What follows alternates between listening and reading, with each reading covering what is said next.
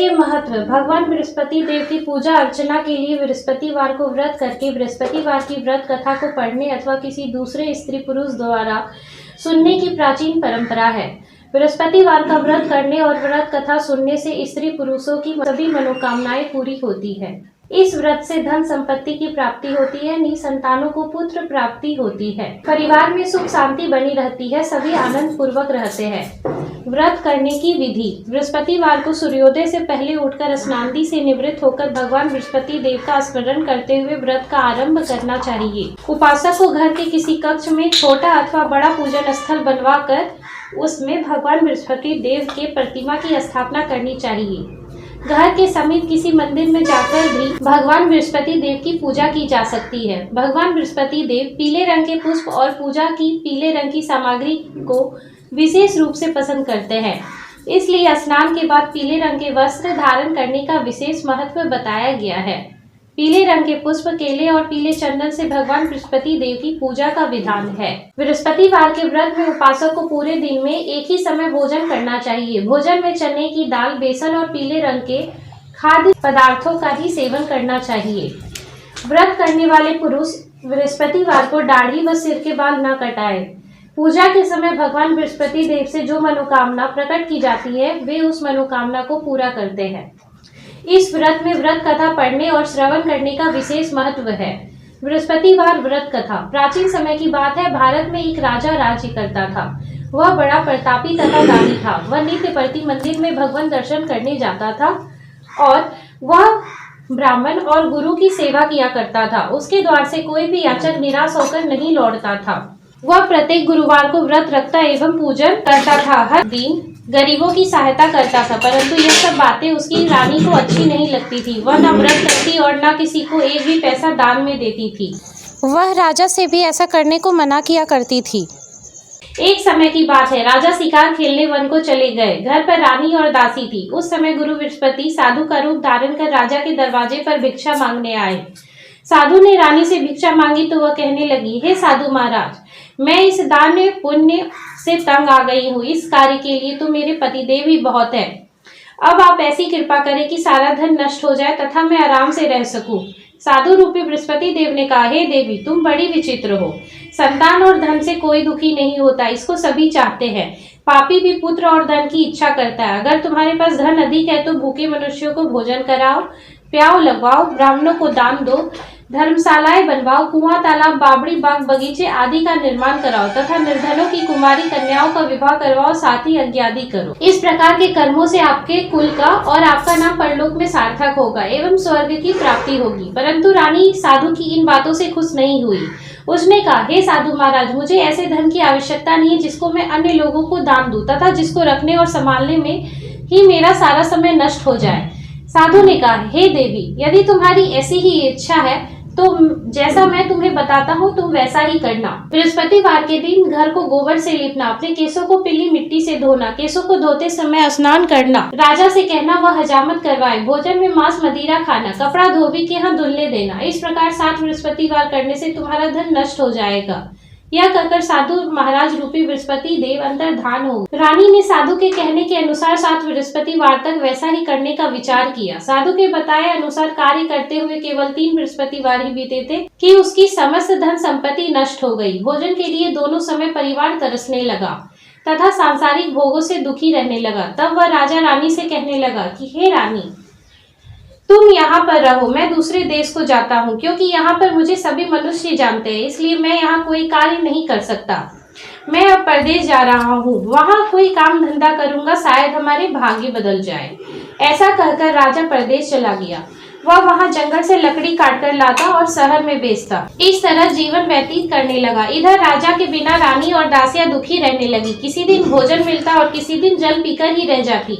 एक समय रानी और दासियों को 7 दिन बिना भोजन के व्यतीत करना पड़ा तो रानी ने अपनी दासी से कहा, हे दासी, यहाँ पास के ही नगर में मेरी बहन रहती है, वह बड़ी धनवान है, तो उसके पास जा और वहां से 5 सेर बेजन मांग कर ले आ, जिससे कुछ समय के लिए गुजर हो जाएगा। दासी रानी की बहन के पास गई। रानी की बहन उस समय पूजा कर रही थी। बृहस्पतिवार का दिन था। दासी ने रानी की बहन से कहा, हे रानी, मुझे आपकी बहन ने भेजा है, मुझे पासिर बेजर दे दो। दासी ने यह बात अनेक बार कही, परंतु रानी की बहन ने कोई उत्तर नहीं दिया, क्योंकि वह उस समय बृहस्पतिवार की कथा सुन रही थी। जब दासी को रानी की बहन से कोई उत्तर नहीं मिला तो वह बहुत दुखी हुई, उसे क्रोध भी आया। वह लौटकर रानी से बोली, हे रानी, आपकी बहन बहुत ही धनी स्त्री है, वह छोटे लोगों से बात भी नहीं करती। मैंने उससे कहा तो उसने कोई उत्तर नहीं दिया, मैं वापस चली आई। रानी बोली, हे दासी, इसमें उसका कोई दोष नहीं है। जब बुरे दिन आते हैं तब कोई सहारा नहीं देता। अच्छे बुरे का पता विपत्ति में ही लगता है। जो ईश्वर की इच्छा होगी वही होगा। यह सब हमारे भाग्य का दोष है। उधर रानी की बहन ने सोचा कि मेरी बहन की दासी आई थी, परंतु मैं उससे बोली नहीं, इससे वह बहुत दुखी हुई होगी। अतः कथा सुन और विष्णु भगवान का पूजन समाप्त कर वह अपनी बहन के घर आई और कहने लगी, हे बहन, मैं बृहस्पतिवार का व्रत कर रही थी। तुम्हारी दासी हमारे घर गई थी, परंतु जब तक कथा होती है तब तक हम लोग न उठते हैं और न बोलते हैं, इसलिए मैं नहीं बोली। कहो दासी क्यों गई थी? रानी बोली, बहन, हमारे घर अनाज नहीं था। वैसे तुमसे कोई बात छिपी नहीं है, इस कारण मैंने दासी को तुम्हारे पास सिर बेजर लेने के लिए भेजा था। रानी की बहन बोली, बहन देखो, बृहस्पति भगवान सबकी मनोकामना पूर्ण करते हैं। देखो, शायद तुम्हारे घर में अनाज रखा हो। यह सुनकर दासी घर के अंदर गई तो वहाँ उसे एक घड़ा बेजर का भरा मिल गया। उसे बड़ी हैरानी हुई, क्योंकि उसने एक एक बर्तन देख लिया था। उसने बाहर आकर रानी को बताया। दासी अपनी रानी से कहने लगी, हे रानी, देखो, वैसे हमको जब अन्न नहीं मिलता तो हम रोज ही व्रत करते हैं ना। अगर इनसे व्रत की विधि और कथा पूछ ली जाए तो उसे हम भी किया करेंगे। दासी के कहने पर रानी ने अपनी बहन से बृहस्पतिवार व्रत के बारे में पूछा। उसकी बहन ने बताया, हे रानी बहन, बृहस्पतिवार को सूर्योदय से पूर्व उठकर स्नान करके बृहस्पतिवार का व्रत करना चाहिए, लेकिन उस दिन सिर नहीं धोना चाहिए। बृहस्पतिवार के व्रत में चने की दाल और मुनक्का से विष्णु भगवान का केले के वृक्ष की जड़ में पूजन करे तथा दीपक जलावे। उस दिन एक ही समय भोजन करे। भोजन पीले खाद्य पदार्थ का करे तथा कथा सुने। इस प्रकार करने से गुरु भगवान प्रसन्न होते हैं, अन्न पुत्र धन देते हैं, मनोकामना पूर्ण करते हैं। व्रत और पूजन की विधि बताकर रानी की बहन अपने घर लौट गई। रानी और दासी दोनों ने निश्चय किया कि बृहस्पति देव भगवान का पूजन जरूर करेंगे। 7 दिन बाद जब बृहस्पतिवार आया तो उन्होंने व्रत रखा। गुड़साल में जाकर चना और गुड़ बिन लाई तथा उसकी दाल से केले की जड़ तथा विष्णु भगवान का पूजन किया। अब भोजन पीला कहाँ से आए? दोनों बड़ी दुखी हुई, परंतु उन्होंने व्रत किया था, इस कारण बृहस्पति देव भगवान प्रसन्न थे। एक साधारण व्यक्ति के रूप में वे 2 थालों में सुंदर पीला भोजन लेकर आए और दासी को देकर बोले, हे दासी, यह भोजन तुम्हारे और रानी के लिए है, तुम दोनों करना। दासी भोजन पाकर बड़ी प्रसन्न हुई और रानी से बोली, रानी जी भोजन कर लो। रानी को भोजन आने के बारे में कुछ पता नहीं था, इसलिए वह दासी से बोली, जा तू ही भोजन कर, क्योंकि तू हमारी व्यर्थ में हंसी उड़ाती है। दासी बोली, एक व्यक्ति भोजन दे गया है। रानी कहने लगी, वह भोजन तेरे लिए ही दे गया है, तू ही भोजन कर। दासी ने कहा, वह व्यक्ति हम दोनों के लिए 2 थालों में भोजन दे गया है, इसलिए मैं और आप दोनों साथ साथ ही भोजन करेंगी। दोनों ने गुरु भगवान को नमस्कार कर भोजन प्रारंभ किया। उसके बाद से वे प्रत्येक बृहस्पतिवार को गुरु भगवान का व्रत और पूजन करने लगी। बृहस्पति भगवान की कृपा से उनके पास धन हो गया, परंतु रानी फिर पहले की तरह आलस्य करने लगी। तब दासी बोली, देखो रानी, तुम पहले भी इस प्रकार आलस्य करती थी, तुम्हें धन के रखने में कष्ट होता था, इस कारण सभी धन नष्ट हो गया। अब गुरु भगवान की कृपा से धन मिला है तो फिर तुम्हें आलस्य होता है। बड़ी मुसीबतों के बाद हमने यह धन पाया है, इसलिए हमें दान पुण्य करना चाहिए। तुम भूखे मनुष्यों को भोजन कराओ, प्याऊ लगवाओ, ब्राह्मणों को दान दो, कुआं तालाब बावड़ी आदि का निर्माण करवाओ, मंदिर पाठशाला बनवाकर दान दो, कुमारी कन्याओं का विवाह करवाओ, धन को शुभ कार्यों में खर्च करो, जिससे तुम्हारी कुल का यश बढ़े तथा स्वर्ग प्राप्त हो और प्रीत प्रसन्न हो। दासी की बात मानकर रानी ने इसी प्रकार के कर्म करने प्रारंभ किए, जिससे उनका काफी यश फैलने लगा। एक दिन रानी और दासी आपस में विचार करने लगी कि ना जाने राजा किस दशा में होंगे, उनकी कोई खोज खबर नहीं है। गुरु भगवान से उन्होंने प्रार्थना की और भगवान ने रात्रि में राजा को स्वप्न में कहा, हे राजा उठ, तेरी रानी तुझको याद करती है, अब अपने देश को लौट जा। राजा प्रातःकाल उठकर जंगल से लकड़ियां काटकर लाने के लिए जंगल की ओर चल पड़ा। जंगल से गुजरते हुए वह सोचने लगा, रानी की गलती से उसे कितने दुख भोगने पड़े। राजपाट छोड़कर उसे जंगल में आकर रहना पड़ा। जंगल से लकड़ियां काटकर उन्हें शहर में बेचकर गुजारा करना पड़ा। उसी समय उस जंगल में बृहस्पति देव एक साधु का रूप धारण कर आए और राजा के पास आकर बोले, हे लकड़हारे, तुम इस सुनसान जंगल में किस चिंता में बैठे हो, मुझे बताओ। मैं यह सुन राजा के नेत्रों में जल भर आया और साधु की वंदना कर बोला, हे प्रभु, आप सब कुछ जानने वाले हैं। इतना कहकर राजा ने साधु को अपनी संपूर्ण कहानी सुना दी। महात्मा दयालु होते हैं। वे राजा से बोले, हे राजा, तुम्हारी पत्नी ने बृहस्पति देव के प्रति अपराध किया था, जिस कारण तुम्हारी यह दशा हुई है। अब तुम किसी प्रकार की चिंता मत करो, भगवान तुम्हें पहले से अधिक धन देंगे। देखो, तुम्हारी पत्नी ने बृहस्पतिवार का व्रत करना प्रारंभ कर दिया है। अब तुम भी बृहस्पतिवार का व्रत करके चने की दाल व गुड़ जल के लोटे में डालकर केले का पूजन करो, फिर कथा कहो या सुनो। भगवान तुम्हारी सब मनोकामना को पूर्ण करेंगे। साधु को प्रसन्न देखकर राजा बोला, हे प्रभु, मुझे लकड़ी बेचकर इतना पैसा भी नहीं बचता जिससे भोजन करने के उपरांत कुछ बचा सकूं। मैंने रात्रि में अपनी रानी को व्याकुल देखा है। मेरे पास कोई साधन नहीं जिससे मैं समाचार जान सकूं। फिर मैं बृहस्पति देव की क्या कहानी कहूँ, मुझको तो कुछ भी मालूम नहीं है। साधु ने कहा, हे राजा, तुम किसी बात की चिंता मत करो। बृहस्पतिवार के दिन तुम रोजाना की तरह लकड़ियां लेकर शहर में जाओ। तुम्हें रोज से दुगना धन प्राप्त होगा, जिससे तुम भली भांति भोजन कर लोगे तथा बृहस्पति देव का पूजन का सामान भी आ जाएगा। बृहस्पति देव की कथा इस प्रकार है। बृहस्पति देव की कथा। प्राचीन काल में एक बहुत ही निर्धन ब्राह्मण था। उसकी कोई संतान नहीं थी। वह नित्य पूजा पाठ करता, परंतु उसकी स्त्री बहुत ही मलिनता के साथ रहती थी। वह न स्नान करती और न किसी देवता का पूजन करती। प्रातःकाल उठते ही सर्वप्रथम भोजन करती, बाद में कोई अन्य कार्य करती। ब्राह्मण देवता बहुत दुखी रहते, पत्नी को बहुत समझाते, किंतु उसका कोई परिणाम न निकलता। भगवान की कृपा से ब्राह्मण की स्त्री को कन्या उत्पन्न हुई। वह कन्या अपने पिता के घर में बड़ी होने लगी। वह बालिका प्रातः स्नान करके भगवान विष्णु का जप करती। वह बचपन से ही बृहस्पतिवार का व्रत भी करने लगी। पूजा पाठ समाप्त कर स्कूल जाती तो अपनी मुट्ठी में जौ भरकर ले जाती और पाठशाला जाने के मार्ग में डालती जाती। वही जौ स्वर्ण के हो जाते तो लौटते समय उनको बीन कर घर ले आती। एक दिन वह बालिका सूप में उन सोने के जौ को फटक कर साफ कर रही थी। तभी उसकी माँ ने देख लिया और कहा, हे बेटी, सोने के जौ को फटकने के लिए सोने का सूप होना चाहिए। दूसरे दिन गुरुवार था। इस कन्या ने व्रत रखा और बृहस्पति देव से प्रार्थना करके कहा, हे प्रभु, यदि मैंने सच्चे मन से आपकी पूजा की हो तो मुझे सोने का सूप दे दो। बृहस्पति देव ने उनकी प्रार्थना स्वीकार कर ली। रोजाना की तरह वह कन्या जौ फैलाती हुई स्कूल चली गई। स्कूल से लौटकर जब वह जौ बीन रही थी, बृहस्पति देव की कृपा से उसे सोने का सूप मिला। उसे वह घर ले आई और उसे जौ साफ कर रही थी, परंतु उसकी माँ का वही ढंग रहा। एक दिन की बात है, वह कन्या उस सोने के जौ को साफ कर रही थी। उस समय उस नगर का राजकुमार वहाँ से होकर निकला। इस कन्या के रूप और सोने के सूप में जौ को साफ करते देखकर वह उस कन्या पर मोहित हो गया। राजमहल आकर वह भोजन तथा जल त्याग कर उदास होकर लेट गया। राजा को जब राजकुमार द्वारा अन्न जल त्यागने का समाचार ज्ञात हुआ तो वह अपने मंत्रियों के साथ वह अपने पुत्र के पास गए और बोले, हे बेटा, तुम्हें किस बात का कष्ट है? किसी ने अपमान किया है अथवा कोई और कारण है? मुझे बताओ, मैं वही करूँगा जिससे तुम्हें प्रसन्नता हो। राजकुमार ने अपने पिता की बात सुनी तो वो बोला, मुझे आपकी कृपा से किसी बात का दुख नहीं है। किसी ने मेरा अपमान नहीं किया है, परंतु मैं उस लड़की के साथ विवाह करना चाहता हूँ जो सोने के सूप में जौ साफ कर रही थी। यह सुन राजा आश्चर्य में पड़ गया और बोला, हे बेटा, इस तरह की कन्या का पता तुम ही लगाओ, मैं उसके साथ तुम्हारा विवाह अवश्य ही करवा दूंगा। राजकुमार ने राजा को उस लड़की के घर का पतला बतलाया। मंत्री उस लड़की के घर गया और राजा का आदेश ब्राह्मण को सुनाया। कुछ ही दिन बाद ब्राह्मण की कन्या का विवाह राजकुमार के साथ संपन्न हो गया। कन्या के घर से जाते ही उस ब्राह्मण देवता के घर में पहले की भांति गरीबी का निवास हो गया।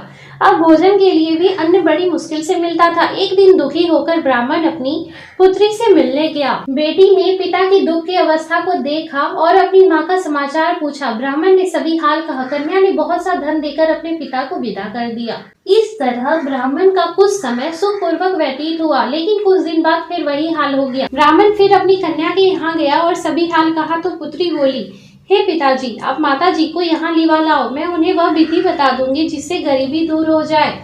ब्राह्मण देवता अपनी स्त्री को साथ लेकर अपनी पुत्री के पास राजमहल पहुंचे तो पुत्री अपनी माँ को समझाने लगी, हे माँ, तुम प्रातःकाल उठकर प्रथम स्नानादि करके विष्णु भगवान का पूजा करो तो सब दरिद्रता दूर हो जाएगी। परंतु उसकी माँ ने उसकी एक बात नहीं मानी। वह प्रातःकाल उठकर अपनी पुत्री का बचा जूठन खा लेती थी। एक दिन उसकी पुत्री को बहुत गुस्सा आया। उसने एक रात एक कोठरी से सारा सामान निकाल दिया और अपनी माँ को उसमें बंद कर दिया। प्रातः उसमें से उसे निकाला तथा स्नानादि करा के पूजा पाठ करवाया तो उसकी माँ की बुद्धि ठीक हो गई। इसके बाद वह नियम से पूजा पाठ करती और प्रत्येक बृहस्पतिवार को व्रत रखने लगी। इस व्रत के प्रभाव से उसकी माँ भी बहुत धनवान हो गई और बृहस्पति देवता के प्रभाव से स्वर्ग को गई। वह ब्राह्मण भी सुखपूर्वक इस लोक का सुख भोगकर स्वर्ग को प्राप्त हुआ। इस तरह कहानी कहकर साधु देवता वहां से लोप हो गए। धीरे धीरे समय व्यतीत होने पर बृहस्पतिवार का दिन आया। राजा जंगल से लकड़ी काटकर किसी शहर में बेचने गया। उसे उस दिन और दिनों से अधिक धन मिला। राजा ने चना गुड़ आदि लाकर बृहस्पतिवार का व्रत किया। उस दिन से उसकी सभी कलेश दूर हो गए। परंतु जब अगला गुरुवार का दिन आया तो वह बृहस्पतिवार का व्रत करना भूल गया। इस कारण बृहस्पति भगवान नाराज हो गए। उस दिन उस नगर के राजा ने विशाल यज्ञ का आयोजन किया था तथा अपने समस्त राज्य में घोषणा करवा दी थी कि कोई भी मनुष्य अपने घर में भोजन न बनाए तथा आग भी न जलाए। समस्त लोग मेरे यहाँ भोजन करने आवे। इस आज्ञा को जो न मानेगा उसको फांसी की सजा दी जाएगी। राजा के आज्ञा अनुसार राज्य के सभी वासी राजा के भोज में सम्मिलित हुए, लेकिन लकड़हारा कुछ देर से पहुंचा, इसलिए राजा उसको अपने साथ महल में ले गए। जब राजा लकड़हारे को भोजन करा रहे थे तो रानी की दृष्टि उस खूंटी पर पड़ी जिस पर उसका हार लटका हुआ था। उसे हार खूंटी पर लटका दिखाई नहीं दिया। रानी को निश्चय हो गया कि मेरा हार इसी लकड़हारे ने चुरा लिया है।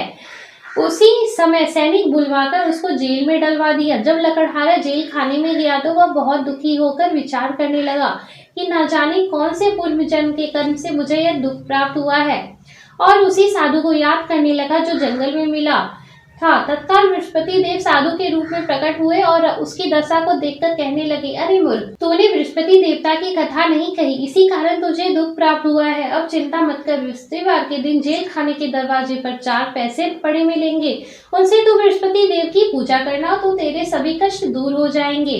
अगले बृहस्पतिवार उसे जेल के द्वार पर 4 पैसे मिले। राजा ने पूजा का सामान मंगवाकर कथा कही और प्रसाद बांटा।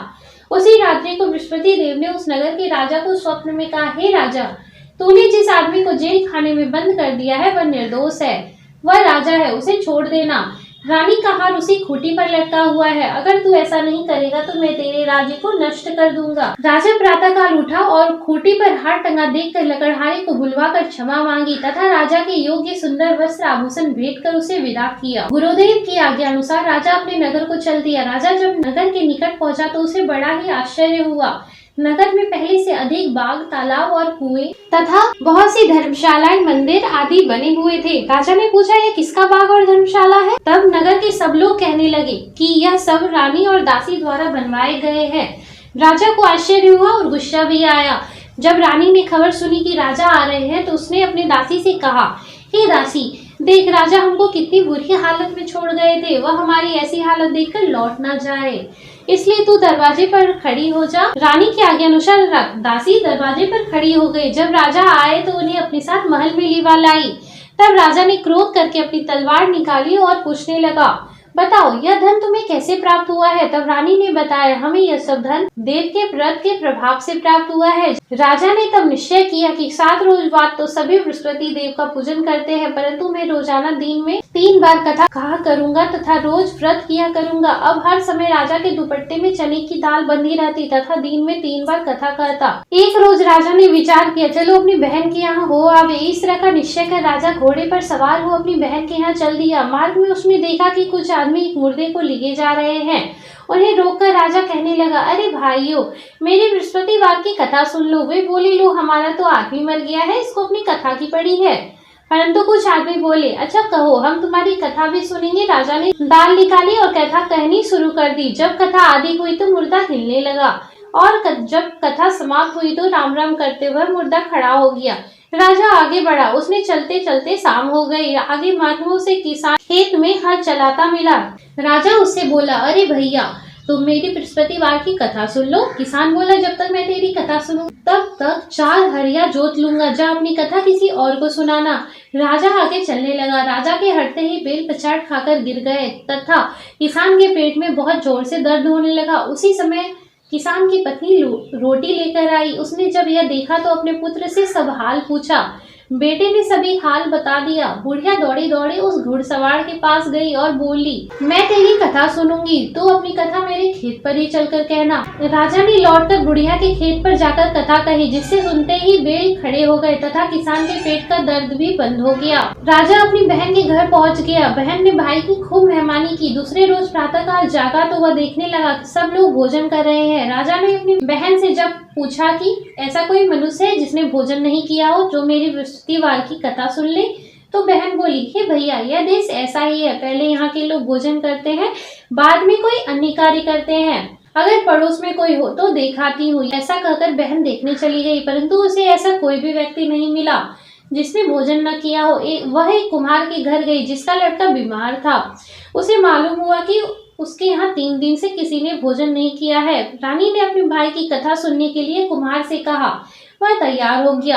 राजा ने जाकर बृहस्पतिवार की कथा कही, जिसको सुनकर उसका लड़का ठीक हो गया। अब तो राजा की प्रशंसा होने लगी। एक दिन राजा ने अपनी बहन से कहा, हे बहन, मैं अपने घर जाऊंगा, तुम भी तैयार हो जाओ। राजा की बहन ने अपनी सास से अपने भाई के साथ जाने की आज्ञा मांगी। सास बोली, चली जा, परंतु अपने लड़कों को मत ले जाना, क्योंकि तेरे भाई को कोई संतान नहीं होती है। बहन ने अपने भाई से कहा, हे भैया, मैं तो चलूंगी, परंतु कोई बालक नहीं जाएगा। राजा ने कहा, जब कोई बालक नहीं चलेगा तब तुम जाकर ही क्या करोगी। दुखी मन से राजा अपने नगर को लौट आया। राजा ने अपनी रानी से कहा, हम निसंतान है, इसलिए कोई हमारे घर आना पसंद नहीं करता। इतना कह वह बिना भोजन आदि किए सैया पर लेट गया। रानी बोली, हे प्रभु, बृहस्पति देव ने हमें सब कुछ दिया है, वे हमें संतान भी अवश्य देंगे। उसी रात बृहस्पति देव ने राजा को स्वप्न में कहा, हे राजा, उठ, सभी सोच त्याग दे, तेरी रानी गर्भवती है। राजा को यह जानकर बड़ी खुशी हुई। 90 महीने रानी के गर्भ से एक सुंदर पुत्र पैदा हुआ। जब राजा की बहन ने यह शुभ समाचार सुना तो वह बहुत खुश हुई तथा बधाई लेकर अपने भाई के यहाँ आई। तभी रानी ने कहा, घोड़ा चढ़कर नहीं आई, गधा चढ़ी आई। राजा की बहन बोली, भाई, मैं इस प्रकार न कहती तो तुम्हें औलाद कैसे मिलती। बृहस्पति देव ऐसे ही है, जिसके मन में जो कामनाएं रहती है सभी को पूर्ण करते हैं। जो सद्भावना पूर्वक बृहस्पतिवार का व्रत करता है एवं पढ़ता है अथवा सुनता है और दूसरों को सुनाता है, बृहस्पति देव उसकी सभी मनोकामना पूर्ण करते हैं। बृहस्पति देव उनकी सदैव रक्षा करते हैं। जो संसार में सद्भावना व सच्चे हृदय से बृहस्पति देव का पूजन करते हैं, उनकी सभी मनोकामनाएं उसी प्रकार पूर्ण होती है जैसे रानी और राजा ने बृहस्पति देव की कथा का गुणगान किया। उनकी सभी इच्छाएं बृहस्पति देव ने पूर्ण की। मनुष्य को हृदय से उनका मनन करते हुए जय जयकार करना चाहिए। बोलो बृहस्पति देव की जय, विष्णु भगवान की जय।